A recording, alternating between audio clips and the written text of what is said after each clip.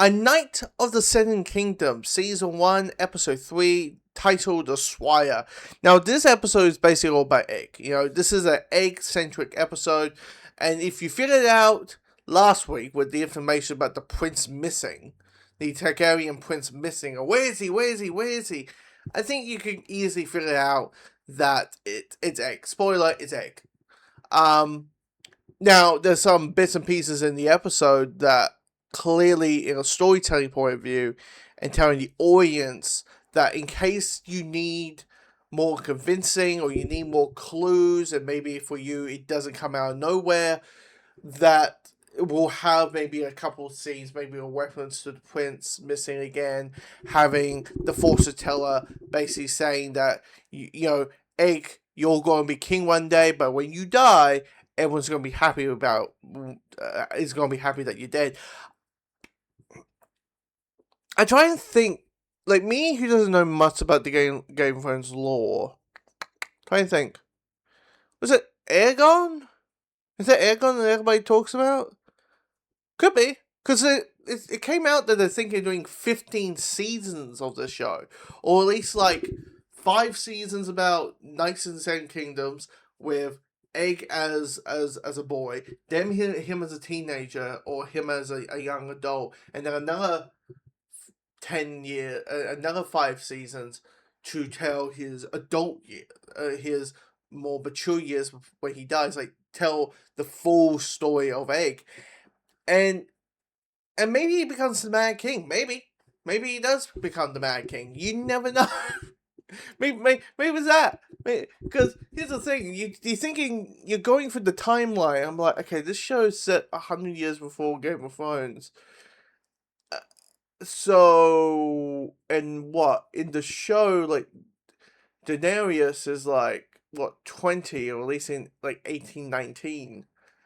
So could be like, I mean, Egg could easily pass. Could easily pass away in his like 80s, 70s, maybe. Possibility if we want to go that far into it. Maybe we are getting an Anakin Skywalker situation. Maybe this kid that we all go, oh, he's adorable, he's sweet, he's kind, and then we find out, oh, he's going to turn into the Mad King. Maybe. Because it's revealed that he is a Targaryen. Because he needs to save Duncan. He needs to save Duncan because his brother is about to knock his Duncan's teeth open. Which kind of links into the whole plot of this episode, which is, the goal that Duncan wants since episode 1 is to become a knight, and to become a knight, join this tournament.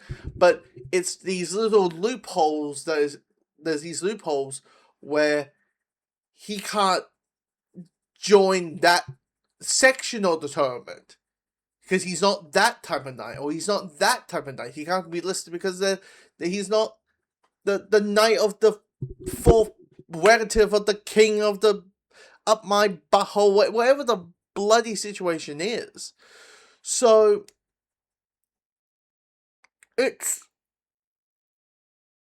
you understand there's a sense of frustration, and then by the end he kind of, if you've seen the full this season of Knights of the Seven Kingdoms, that kind of situation, if you watch that trailer, he gets to a tournament. So I wouldn't be shocked that this is a be careful what you wish for. You got your wish in the worst possible way. Yeah. And look, I think we all would be in the same situation. We would be all in the same situation that Duncan did. If you found out that the girl that he clearly fancies, is getting their fingers snapped off because a little bitch of a prince is getting offended that the history is wrong, that the history that he's being told might be a little bit different, or what the outside perspective is on the history of his family. Yeah, I mean, beating the shit out of him, or like at least like punch him a couple of times, and then flips him over, and flips him onto the ground. Maybe the knight, and then the knight grabs you, and he's about to get the knife, and you kick him, and kick him across the face. Like, I think we don't blame him. We don't blame him. But yeah, I mean, this episode I like. This is probably like the better pacing episode. Like the pacing of the show. It could be one of those situations where you're setting things up, you're setting things more up. You're like, the pacing of the show is just going to go this way, is it going this way or that way, or whatever what the situation is. So, but I will say this: where's my weekly vile humor that I can? Actually, there's a little bit of vile humor. Is that seeing someone shit in the woods or the train or a 20-inch cock? There's conversations about a disabled girl having the talent of pleasing men by shoving her hand up their ass, and it mentions like 5 times in the span of a minute.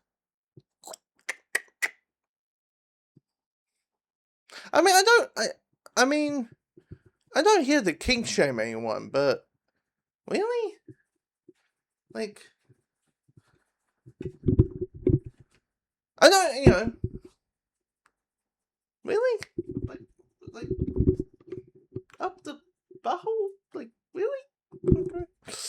Anyway, comment below. Let me know your thoughts on this episode. Let me know your thoughts.